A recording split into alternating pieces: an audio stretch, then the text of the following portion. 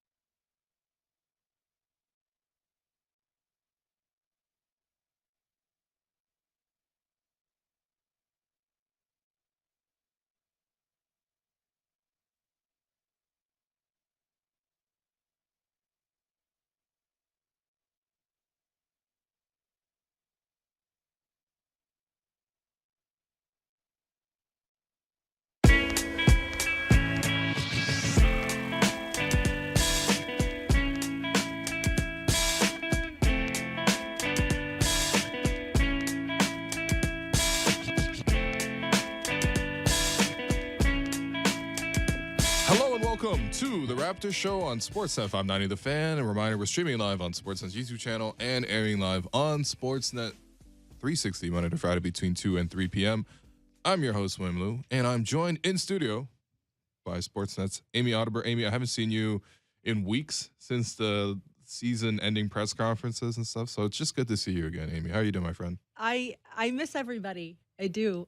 So it's great to be here. I'm not going to lie. I think anyone with a moral compass is not feeling too great about the last couple weeks in our world. And it's, in some ways, you say, like, why are we talking about sports? But it's a responsibility, right, to still have conversations, but also, so that's my answer you asked. Today's been, it's heavy. It's heavy for everybody.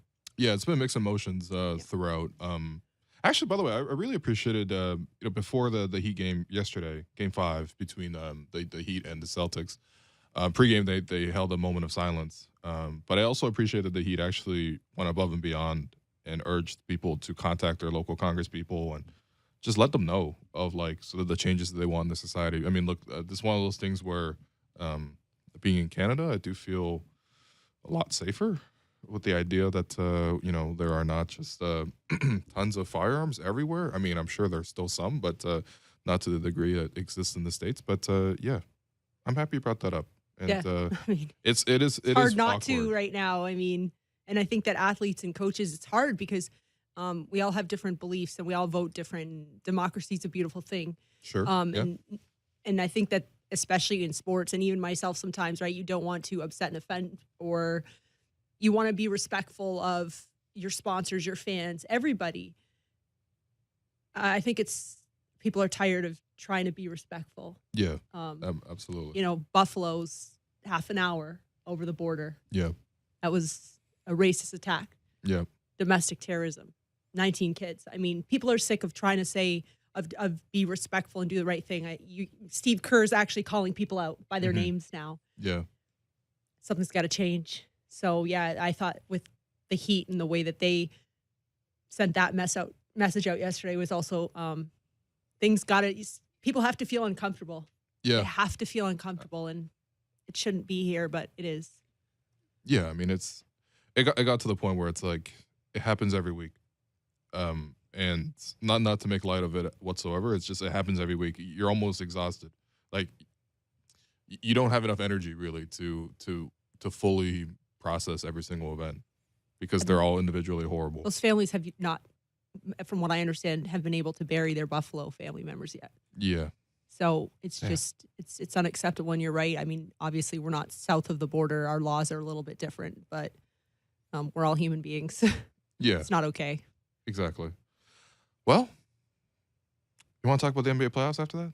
Yeah. I mean, there is, and I want to obviously jump into basketball, but some of my mentors, not just this situation, obviously, but just over the years, because crap happens and you feel guilty talking about sports. I mean, through COVID, I remember, when Scotiabank Arena and there's no fans, and it's like, you feel bad, not bad, but you feel almost like guilty. Like, why are we even doing this?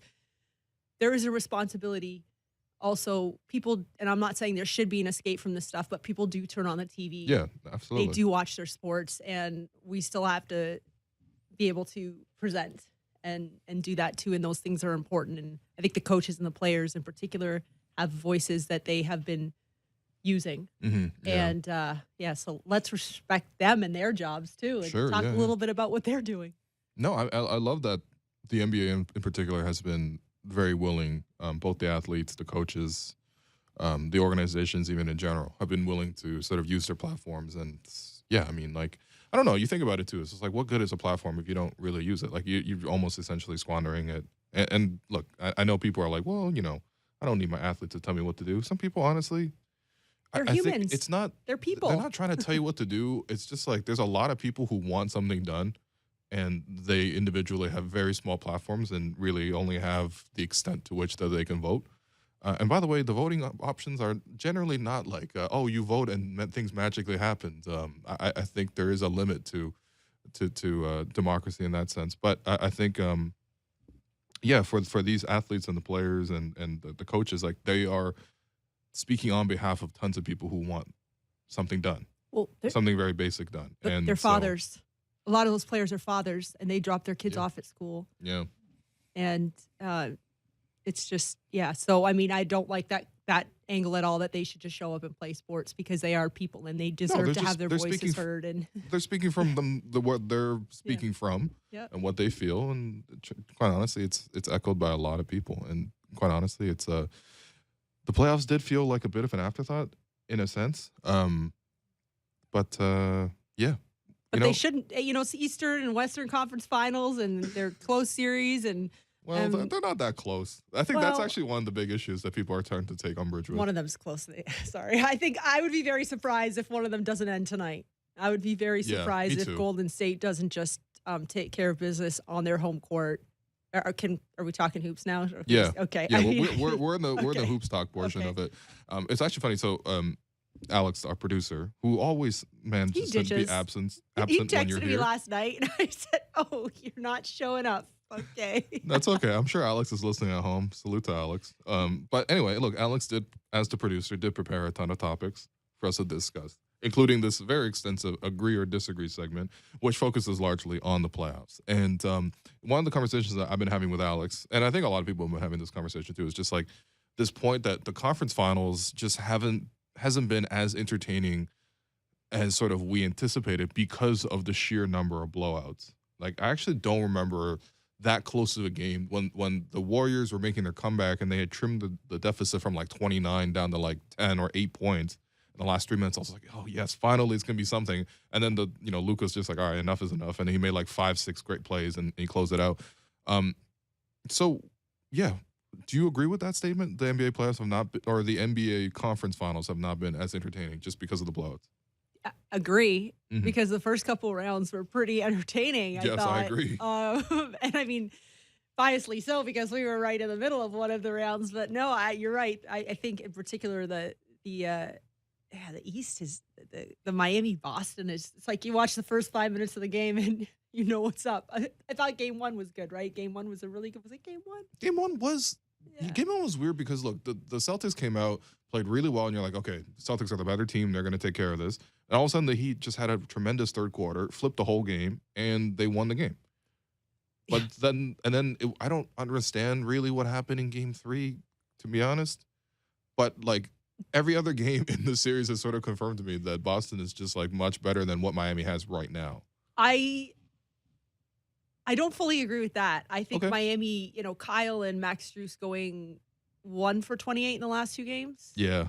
That's an absurd stat. Yeah. When you say what they have right now, because they're not healthy, and I'm not saying any team is healthy right now. Right. But they are noticeably banged up. I do think Strus, is it his hamstring that's a little he hurt, like he went into the locker room, came out. He's not fully healthy, but I mean, yeah, it's just been it's unfortunate because you want, like, if those two teams are healthy and they're going at it, that should be a good series. That should be a fun series. And to your point, it just really hasn't been super exciting.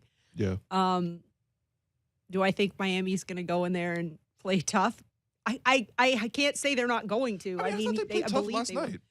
They played pretty tough, especially in the first half. It was fairly close, but it felt very much like, okay, if Boston could just, not turn the ball over and like just get shots off, possession after possession, they're going to win this game. And that's kind of exactly what happened. Yeah, but that's when I say like Miami's tough, it's because they predicate themselves on like their culture and their intensity, and they're deep. They're supposed to be in a great, gritty, tough defense. I mean, they held Boston to 93 points. That's pretty good defense. I know. What's crazy is their second chance points. It was like 24 to like 4. So like, imagine if they didn't actually rebound the ball in the offensive glass.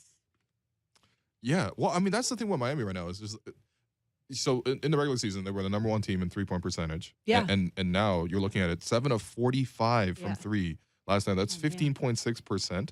And these aren't like bad shooters taking 3. It's not like Jimmy Butler took like 10 threes and it's like, okay, that brought down the percentage. He did take 5, which is higher than usual. But like again, Kyle and Strus, like they combined for 0 of 12 shooting from 3. And I'm probably going to get hammered for saying this. I'm not even saying, I don't even know exactly where I fall because I'm not in the Miami Heat's practices. Like, I'm not on their team where I'm covering it. But just the whole Duncan Robinson, like I think he's one of the best shooters in the entire NBA. Mm-hmm. And he just hasn't been able to contribute now for 2 series, basically. Yeah. And so it's just a weird, I will, full disclosure, in September before the ball even went up, I picked Miami to get out of the East. So I'm a little bit surprised with the numbers and some of the stuff we're seeing. Wow. Yeah, it's totally uncharacteristic. And I mean, Duncan's starting to get off the bench now, which is helping the Heat to an extent. I mean, he had 11 points last night. If he can find rhythm and they can somehow get to the finals, that's huge because he has to. I just think your shooters have to make shots. This is the conference finals and eventually the NBA finals, and your shooters have to make shots. Somebody has to. Yeah, it's weird to me because look, they paid Duncan, right? Yeah. $90 million over 5 years. He played a big role for them the last time they went to the finals in the bubble. Has started for them pretty consistently. This season he's had a down year. He's lost his confidence to some degree. His 3-pointers, like, but if you look at his numbers, he's still like, I think he led the team in 3-pointers made, which is crazy. I know I agree with you, but to the point of he is an elite shooter because he's having a down year, yet he's still one of the better 3-point shooters. Yeah, it's problems on the defensive end, and that's where. And I'm not going to sit here and disagree with the decisions they've made because they, the opposing teams would be really attacking him. Mm-hmm. Just think, if no one's playing good defense, someone's got to hit shots. If you score 80 points in a game where you had 19 offensive rebounds, think about that. Like that's why I said that. And I think it was 24 second chance points. Yeah. Like, what was the second chance points column? I don't have the stat, but it was like 24 to I think it was less than 10. It's fairly close because look, the Celtics, not only were they making shots, but they also just prioritize getting back in transition because they also know, look, if we get back in transition, if we don't turn the ball over, and ideally if we get our defensive rebounds in order, we're going to wash this team. And that's the thing for me, where it's like looking at Miami, it's just like, yeah, it's really tough seeing them in this current condition. I think in the topic of blowouts, like, what do you think is the reason why like so many of these games have been so lopsided? Is it because, to me, my theory is because teams are shooting the 3 so much now, they're higher variance shots and they're also higher variance outputs, right? So if you get really hot from 3, you can definitely blow a team out. Or if you get super cold from 3 and you're basically only taking 3s, you're probably going to lose by a ton. Yeah, I mean, and I don't know. And part of it too, I'd like to say, is just when you look at Boston and you look at Miami, these are 2 teams that, and especially when you look at like a Marcus Smart and those type of guys, like, they got a different kind of chip on their shoulder, or like this is ingrained. And so when they lose, they want to come back and they want to be tougher. And it's just been a weird response every single night. Yeah. It feels like. Yeah. And I mean, I think the Memphis Golden State series was also another one where you're just looking at it and you're scratching your head. That series is impossible to predict game to game. What? They were like, oh, the Warriors lose by 50. Oh, the Warriors watched the Grizzlies. But I know. Okay. I would say this is when I thought that Memphis was in trouble. And it's when they won that game. They were up like 55 or something. Yeah. And Steph and Draymond were dancing with or whatever they were doing with the Grizzlies stadium hosts. Yep. To like the whole whip that trick, whatever. Like, I was like, oh, they're going home. And like, they're chilling. They were like, at first I was like, oh, God, like, but then I'm like, oh, they've been here. Like, they're like, this is crazy. So, sorry, I don't have an answer as to why because at this point in the playoffs, you expect compete. Yeah. You expect compete, and wow. And the other guy I just want to really quickly is like Al Horford. Oh, Again, man, when you he's make been these tremendous. when you make these types of runs, like that's what you need. You need this guy who's solid to be a star, right? Or Yeah. somebody else to always kind of take that step up. And he's been tremendous. And he's really brought in as a locker room guy, and now he's on the court doing what he's doing. And I mean, the timing's been pretty impeccable for the Celtics. Yeah, I mean, I hate the Celtics just pretty much in general. I don't hate them. I just dislike them. They're annoying to watch. I think there's a bad history between Toronto and Boston in terms of a sporting history. I think, but to compare this current Celtics team to like a title team like the 2019 Raptors, like bringing Horford back was very much like bringing Mark into the mix. It's just like a dependable guy. Look, he's not gonna like score 20 for you every single night. You probably don't even need that from him. In a couple nights though, but when you need him to do something for you, he's there. He's reliable. Yeah. He's gonna defend a tough assignment. Both guys actually did a really good job on Giannis. Yeah. The comparisons there, and then the 3-point shooting, the passing, just like making the right play. And he's again like it's not a high usage guy. He had 8 shots last night, but he was super impactful. I'm very impressed by Al Horford every game. I keep wanting to go back to the meeting that Ime Udoka had. Remember when they were really struggling early? Yeah. And I heard some reports on the radio and conversations where he just 1 through 12, like everyone got it. And really that's because they started off really tough. Like they were losing a lot. Remember early on Boston, they were not good. Yeah. And Jason Tatum and I'm blanking here. Jaylen Brown. Yeah, that's it. They were not playing well together. And, Sure, there was a lot of stuff going on, and some media talk and press conferences, and then they were having players-only meetings, and Marcus Smart was like, "You guys got to pass the ball." Yeah, like there was a whole wedge of things, and I missed those they days. had this meeting, and I mean, man, when I talk about these like younger coaches that are just making these impacts, I would love to have heard what was said in not even just maybe that one meeting, but maybe that week. Yeah. No, I think a couple things with E-Man. Like number one, this has been highlighted a ton, but he's like brought this like level of toughness to the team. Even in the timeouts and stuff, you see him like just yelling at his guys all the time, which is, I think it takes a certain level of buy-in from the players to sort of accept that, obviously, for that to sort of click with them. But I think the other part that's overlooked is just like, I think tactically he's done a really good job setting up his team. Like defensively, tapping into this like, okay, we have lots of size, lots of athleticism on our team. We're going to switch a ton, and we're going to neutralize pretty much every pick and roll thrown at us. Works, doesn't it? We know that can work sometimes, right? Right. We're going to have Robert Williams, but he's not going to guard the center a lot of the times. He's going to come over and help and protect the basket. Turns out, I mean, like he's a tremendous shot blocker. That's going to work really well for your team. They're like, okay, we need more pieces on the roster. Let's fit in a guy like Derek White, who, again, is like only good like half the time, I would say. But half the time when he's good, it's like, damn, okay, that team's already really good. If he's going to be on two, you're pretty much going to win the game if you're Boston. Like, he's done a good job tactically. Like, you see game after game, he does good adjustments. I thought in that Milwaukee series, like, I thought he kind of ran circles a little bit around Mike Budenholzer, who by game 7 was just like, oh, I'm going to go back to my strategy of just not guarding the 3-point line again. It's like, you can't, how are you back here? Yeah, how are you back here? Chris Middleton not being available really, really, really, really, really, really hurt. Yeah, fair Milwaukee, enough. I think. But yeah, definitely a lot of coaching adjustments. I think you got to have that going on at this point in the season, right? Because in a series where you're going back and forth, I still think Miami might get out of this one. I really do. I like it. I like it. I think it's so hard to believe that they're not going to go to Boston and just be like pissed. Like game 5 on your home court.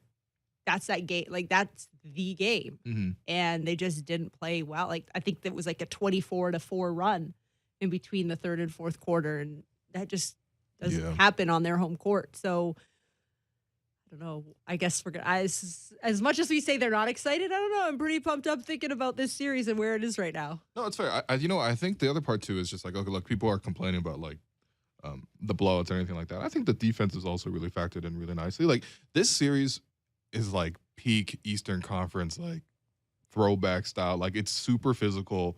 Yeah. It's so gritty at certain times. Guys are diving on the floor. I mean, the physicality in the series is just tremendous. And, like when you think about like styles of basketball, like Western Conference style basketball, Eastern Conference style basketball, like this is very representative of the East. even historically. I feel like we've switched a little and you're being me and just like being positive right now. Cause I used to I loved it. I love tough defense. Yeah. Like it's not pretty when when you can't make a shot. And I don't think it's necessarily just been because of the defense. I think Yeah, you got okay. some players not hitting shots that they usually hit. So, I guess for balancing each other out. Yeah, the defense has been great, but I mean, we love watching the ball go through the Yeah, net guys too, gotta make right? shots. So you're right. You're right. Look, I'm So trying to play devil's. I'm trying to pump some know, excitement. it's I'm trying to weird. talk myself into being Yeah. excited for this series I because I am. really was. Through the first 3 games, I was like, wow, look at this series. It's incredible, blah, blah, blah. And then I was like, I don't know. It's just, I feel bad that Miami's so banged up. The other question I had that really Alex put in this chart, which I'm probably going to disagree with, but Alex has put in here, true or false, the Boston Celtics are the team to beat for the next 5 years in the East. False. Yeah? I can't agree with that. They're tremendous. They're really good. They're really young. All the guys are under team control 5 for the most years? part. Okay, let's say 3 years, because you're right. 5 years is like too long in the We NBA. could say 2 years. I mean, you look at a team, I'm sorry, Miami, because of where they're located, are always going to be a free agency, Okay. like, and I mean, I don't want to, I still think there's some hope in Philadelphia here. I don't know what it is yet, but they've got, and it's just, we've all learned, they've got this really passionate, fierce fan base that is going to it's fierce. at least believe Very fierce. that they're going to be there. I don't know. Like, yes, Boston definitely, I mean, as they are sitting here quite possibly close to punching a ticket. Hello, what about this team that we like to cover up here? 2 to 3 years?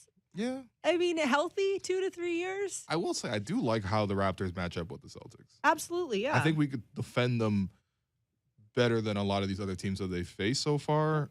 I just don't know if we have the firepower to like overcome them in a 7-game series at the current moment. Yeah. But guys got it. Maybe they take a few steps forward and you add a couple more pieces. And that's what I would say in a 7-game series. I'd love to see it though, because again, I'm just gonna say it, like Precious is 1 year older than Scotty Barnes.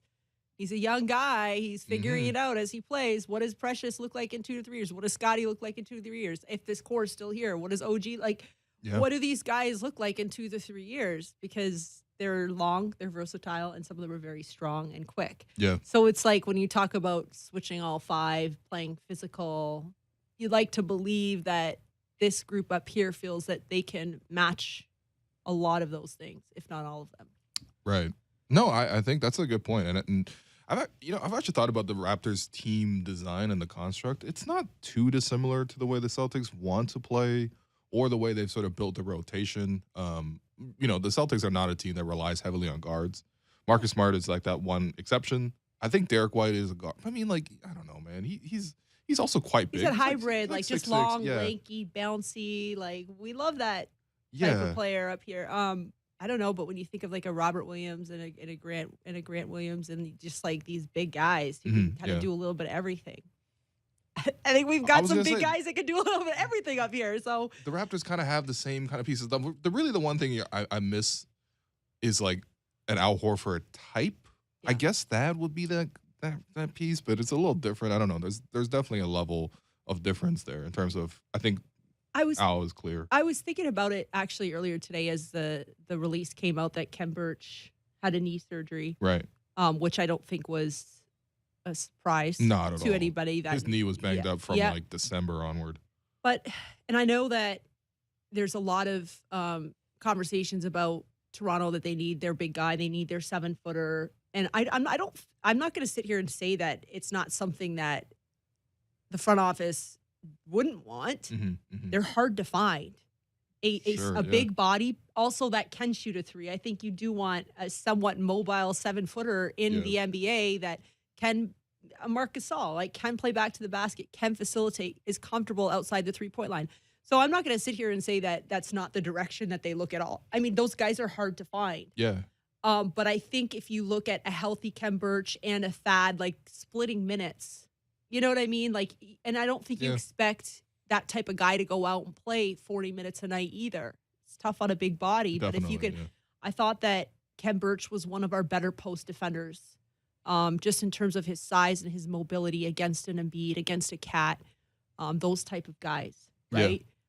But Kem's not going to go out there and play 40 minutes a game. So then that's when you kind of almost, I think, can use a guy like that as well. Because he's, again, he's not as big, he's not as tall, but he certainly understands physicality and he can move his feet. And I think if you don't have one of those big guys, one of those 7-footers that can do all those things, you have to match them in different ways and try to keep them off rhythm, right? Which sometimes means getting under them and banging, which sometimes means going a little bit longer but playing length. Because as a big player, if you can't feel a body, that's uncomfortable. If you're looking for a body and you can't feel a body.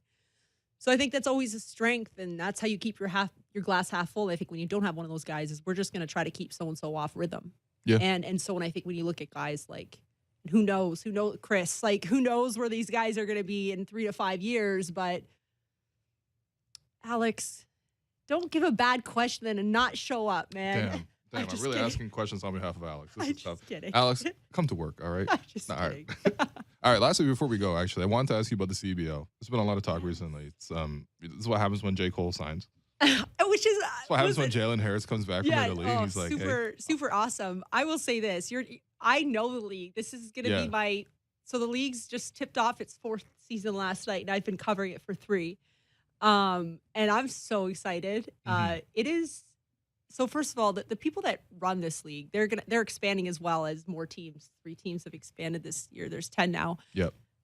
They just work so hard. Like, so many guys, men and women, wear multiple hats. It's crazy. And so to kind of just see where it's gone, when Shams is tweeting about the CEVL, Amy's in Niagara Falls, like, just so proud. Like, let's go. You know, and yes, it's because it's a big name and it's a huge signing, but really it's just I think it's a credit to everybody to make it an attractive place. It's a really cool brand, and I hope people pay attention. The Elam ending, I am such a fan of the Elam ending. Last night, it was Fraser Valley at Ottawa, and it was like the target score was 90, I think, and it was like 89 to 87, and Alex Campbell turns around and hits a contested 3, bang, game over. Like, it's so entertaining. It's so fun. You don't get the foul game at the end to extend games. It's a really cool brand. And I know that was a really long-winded, but I'm so excited about the league. And I absolutely just can't wait to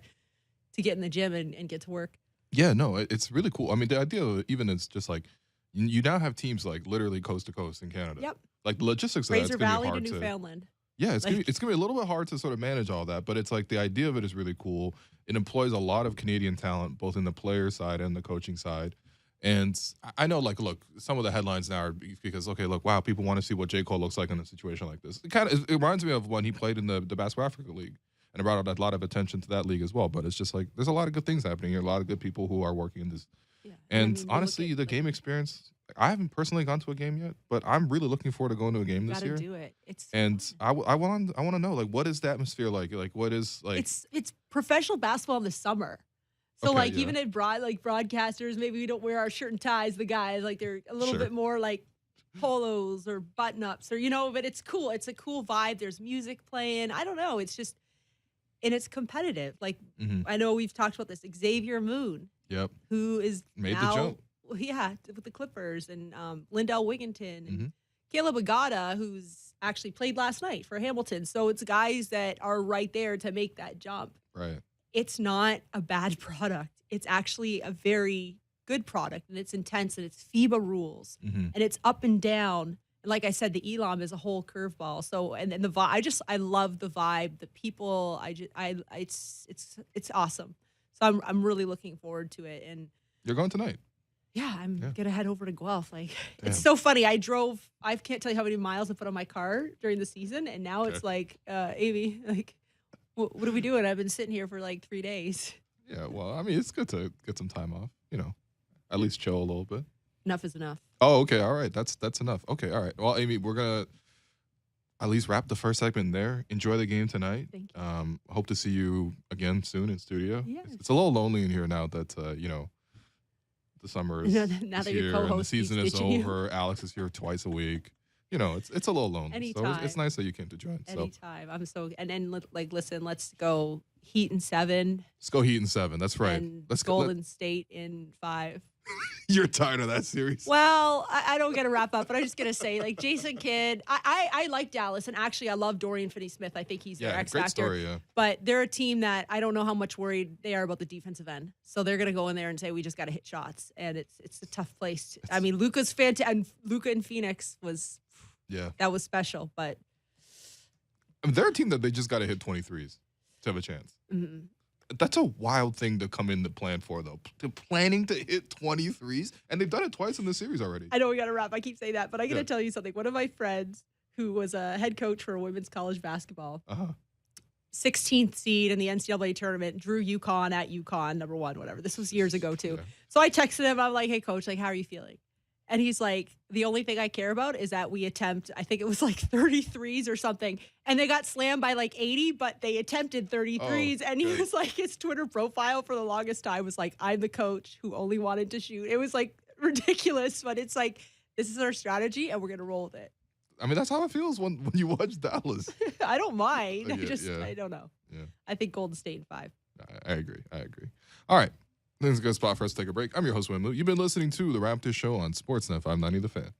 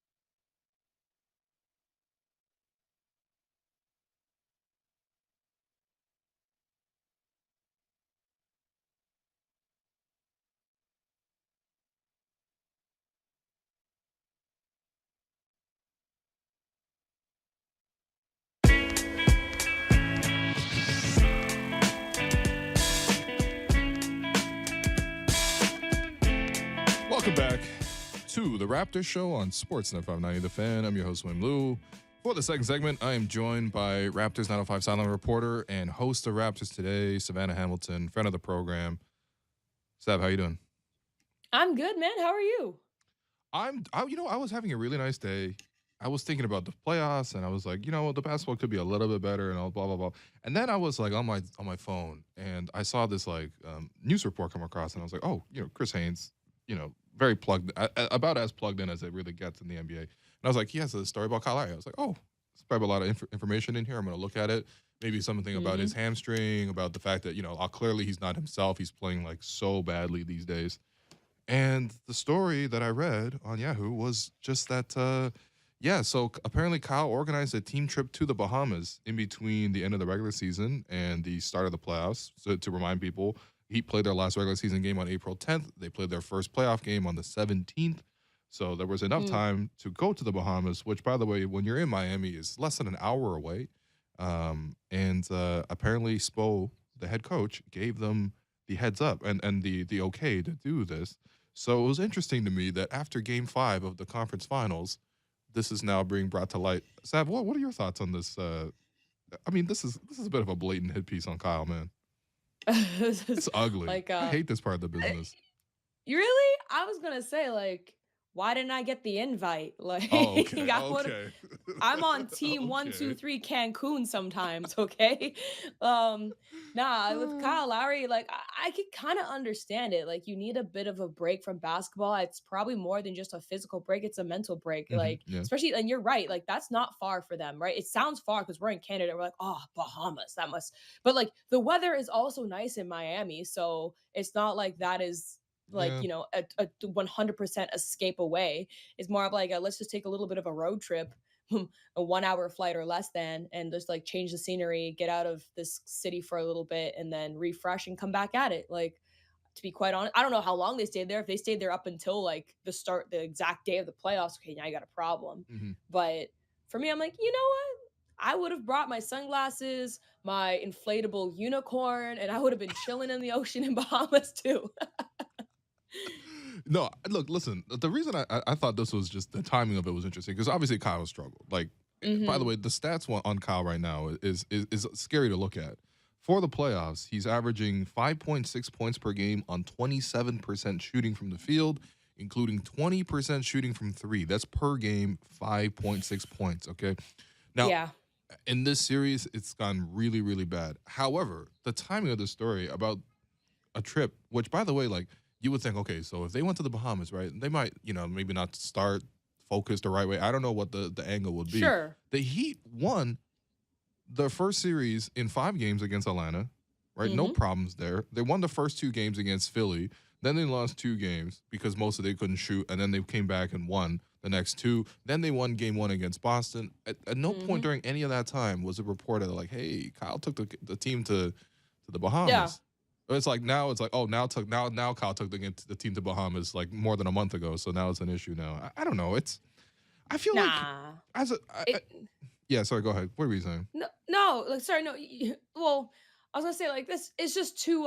It's too coincidental, quote unquote, right? It's too convenient that now when we're seeing Heat really have a battle of a series, which rightfully so. Which maybe with the exception of the Golden State Warriors, but what conference series isn't really a battle, right? And they kind of, not saying they walked through the playoffs this year, but it wasn't the toughest playoff series for them this year for the Miami Heat. And now that the struggles are coming out, now that Lowry's not performing well, and by the way, he's also, I don't know how old, 34, 35, 35 now? Oh, he's 36. Oh, 36? Yeah, See, he's literally that meme. You're 36. There you go. He's old man Lowry, okay? This is what happened, and this is why, part of the reason why he left the Toronto Raptors is because, his time passed him by. We had Kyle Lowry at his peak. Now he's playing in Miami. He's not going to be the guy that should be carrying the team anyway. That's a Jimmy Butler job. There's the next generation for that. And so, maybe on a team focus level, you could argue it wasn't the best. You could argue it was the best to hit reset. But is it convenient that it's coming out now when the team is struggling? And especially if they end up losing this series, then it's definitely going to be whoa, what are you doing? But I think you you that if it hasn't affected them really up until this point, then well, this is just playoff basketball. It doesn't really have anything to do with if you went to Bahamas 50 minutes away or not. Yeah. No, look, I just don't like the timing of it. I think, okay, so what have you made of Kyle's struggles in just in playoffs in general? Like, okay, we know he's been dealing with a hamstring injury. It caused him to miss time in the Atlanta series. He did make a return against Philadelphia. He did not look right when he came back Mhm. against Philly. He was kind of laboring, not kind of. He was very much laboring. Um, and yeah, he missed time at the start of the Celtics series. He's come back now. I don't know. I mean, how much of this Oh, for what is it is. injuries and how much of it is old age and sort of a It's deterioration of skills? age. Is It's age? age. Okay. It's age. Okay. Facts. Like straight up, No like excuses. 36 years old. Yeah. No, no, not really. Not like it's when you get to that age, like there's the injuries prevention even is a lot harder Mm, to handle, to deal with. And so him being 36, and yeah, we're kind of seeing unfortunately a bit of a shell of his former self. He's not as aggressive as maybe he was before on both sides of the floor. um he's not the guy in transition. We haven't really even seen him take that many charges, right? Like I haven't seen Lowry take half as many charges I swear he did with the Raptors throughout even the course of the Heat season. mhm, mhm. So it's just one of those things where he's he doesn't probably want to put himself in a position to get injured. Don't forget, like you mentioned, hamstring, but how tedious has that back been for him as well? Oh, yeah. And I'm sure It's it's been a few so years easy of to that too. trigger that. Oh Yeah. yeah, right. We got good taste of that in Toronto when he was here. So you can only imagine that he's not trying to re-trigger an injury like that, a hamstring on top of stuff that like is not even worth mentioning in the reports, right? I'm sure he gets knickknacks everywhere. Everybody does in the playoffs, but when you're that old, oh, I'm sure you feel it a whole lot more, Will. Yeah, we should have had Alex in here to give us a specialist opinion on what it's like being 36 and playing basketball. But me and Alex actually had played basketball against each other for the first time actually ever. Oh, This past week. Yeah, we were at Harborfront. you guys never played each other before that? No, funny thing about most, people who talk about basketball and cover basketball, we're not real hoopers. That's what makes you special, Savannah. Wow. That's what makes Amy Oh. special as well. You guys actually Well, hoop. No, we so no, but no, we ended up like I don't know. We ended up playing. Like it wasn't totally planned, but we ended up joining in, hopping in. And by that I mean like Alex was literally wearing indoor soccer oh my cleats as goodness. shoes. Imagine that, right? Oh my Imagine wearing goodness. cleats on, not No. like the plastic cleats, but like a soft cleat. So anyway, that was probably not as much traction for So him. did you cross him? Like what happened? Like who scored out? Who He won? did not score on me, but I Oh, did score on him. But it was like, oh, if I could cut or you whatever. Like you I flashed. posterized him is what I just heard. Well, you know what? I wish he was here to defend himself, but I did flash across the lane. He was covering me. He was a beat slow. He didn't see me back cut him. And by the time that he did catch up to me, it was right under the basket. I caught the pass midair and I kind of put it in reverse. Didn't have a lot of points in that whole run. I'm not going to lie to you. Neither did Alex, but I did score on him for content purposes. So anyway, I think All right. he would have the consult on what it's like being 36 and I'm playing an intense style of basketball. No, but I think with Kyle too is just like it's sad because I think a fully healthy Kyle can really impact this Absolutely. series, and so to see the kind of slander that's sort of going on right now, it just makes me a little bit sad as a Raptor fan. It makes me even sad as like just seeing some other Raptor fans like sort of joining in on it. I get the whole Mhm. idea. This is just sort of like what it is nowadays. Like a player plays bad in the playoffs, everyone slanders him. This is just sort of like life as we know it. But um, yeah, I mean, I mean, you it's could say the same thing for Tyler Hero though. Like he didn't play, and like if he was playing, he hasn't even been playing that well this past playoffs as well. Like no. I think if he was playing up to snuff and he wasn't injured, he'd have a huge impact on this series right now as well. If this was like the bubble hero that we saw in the breakout season for him, like that would be a great look. Like the Heat would arguably be putting the series away right now. So you could make that case 100% for Lowry, and you're totally valid for that. As we saw, like the 2019 run, Lowry, and Yeah. even then, like that was a lot of Kawhi, that was a lot of Pascal and Fred, even. And Lowry was like a great complementary piece to that core. Yep. But it's one of those like he's a difference maker for sure, but is he the sole piece that you need? No. Mhm. So yeah, something I keep in mind as well. Yeah, but Tyler Hero, I think he's if I was to put like the slight more disappointment scale, I'm probably leaning a little bit more towards him. Yeah, and him not being available for a few of these games, but even before Yeah, that, like I think his exactly. defense has been obviously questionable. Even his shot Streaky. selection in some of these games is just like I don't know.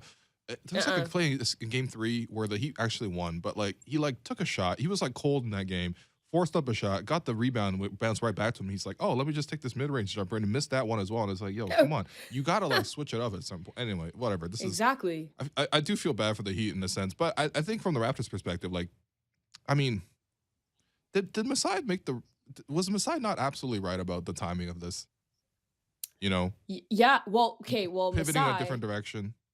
is like the being that knows all. I swear. Like the basketball knows all guy. Like yeah, no, he made the right call in terms of getting a different piece in there and refreshing the roster. Because I mean, don't get me wrong. I'm sure said like it was a mutual decision with Hmm. Lowry as well, but at the end of the day, like he has to look out for the best of the franchise. And I think it's great that Lowry did take that step, not just because, oh, Lowry's aging, whatever, but because we have to see the next generation come up. Like Yeah. with Lowry out of the Raptors, we got to see a more fully fleshed Fred Van Vliet first and foremost. And then we got to see more of a point guard position in Scotty Barnes, right? Like, would there have been room to grow? Like, we could talk about Raptors right now and get all into the fact that there probably wasn't enough minutes at times to really even develop the bench as strong as they probably could have been. Hmm. But that's because there's so much young core talent like within your starting lineup within the first 6 7 guys that it's hard to give the time to the 7 to 12 guys as well because they're so young. And Amy touched on it before I got on as well, right? So Precious Achua's we saw the growing pains of his game throughout this season. We saw the growing pains of Chris Boucher a little bit, even though he's on the older side of the scale if you want to look at the NBA side of things, but still like his role kind of more expanded this year. And when you have a veteran player taking up a lot of minutes Hmm. on a team, and rightfully so, like we all know he earned it. It's one of those things where it can stunt the growth of your team if you're not careful. Yeah. And look, even just the getting the trade and return and stuff like that. I think a lot of people were like, look, it's a little underwhelming. Maybe we could have got more for Kyle, this and this and this. And it's like at the end of the day, it's like, okay, look, you want to take care of Kyle. You absolutely took care of Kyle. Kyle is getting $90 million guaranteed from the Heat, Nice. which, like, you think about this is year one of that deal, right? So, I mean, he played really well in the regular season. It was absolutely worth it in the regular season, but come time for the playoffs, he hasn't been healthy. Hopefully, he can be healthy and, whatever. But look, the Heat made the decision that they did. Yeah. But from the Raptors' perspective, you absolutely took care of him. You gave him just an incredible homecoming in April. It was one of the highlights of the season for me, just seeing how much love he got, how much Kyle enjoyed that. And obviously, Kyle walked away with a win, too. I'm sure he enjoyed that most of all. But, Hmm. you get Precious back, and, like, would Precious not be playing in this series? I feel like Precious would be a big piece in this series.